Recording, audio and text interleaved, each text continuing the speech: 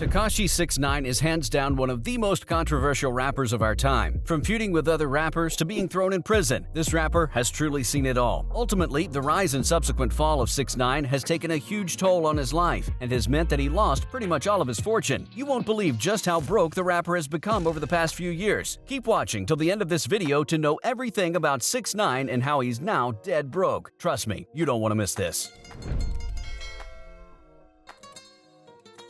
Before we get into the video, subscribe and hit the notification button to be notified when we upload more content. If you enjoyed the video, don't forget to hit the like button and leave a comment down below. Thanks! Why is 6ix9ine really broke? The rapper's been relatively quiet on social media for the majority of 2021 and 2022. He's generally prepared with singles and an array of insults for his fellow rappers, so this has come as a surprise to many. Pretty crazy for a guy who was notorious for calling others out via Instagram. According to recent testimony before a judge, 6ix9ine is supposedly struggling to make ends meet, which probably explains his online absence. Court documents obtained by online sources reveal the rapper told the judge overseeing his armed robbery case in 2018 that his career hasn't been the same since his time in prison, basically stating that getting sent to prison ruined his entire professional music career. And, well, he isn't wrong. 6ix9ine also confirmed that his record label was reportedly refusing to pay him advances, also claiming in the documents that he doesn't know if he'll ever be able to earn the same amount of money as he did before his unfortunate incarceration. In addition to all of this, the controversial rapper also does not appear to be paid under his recording contract or merchandise deals, both of which reportedly finished in February of this year. The rapper continued in court, explaining to the judge that he would have to declare bankruptcy just to survive and continue providing for his family. It would surely bankrupt me in a way from which I will never recover. It will disadvantage and hardship all the family members who rely on me. What many may be unaware of is that his earnings sustain himself, his 2 children, and their mother, in addition to his own mother and brother. That's a lot of people depending on him. Following the news surfacing that 6ix9ine was flat broke, Whack 100, his business manager, is confirming those reports, confirming to fans that the rapper doesn't have any money coming in. Absolutely none. When questioned if 6ix9ine was speaking the truth about having little to no money in his account, the infamous music manager said yes, continuing to say that the rapper is broke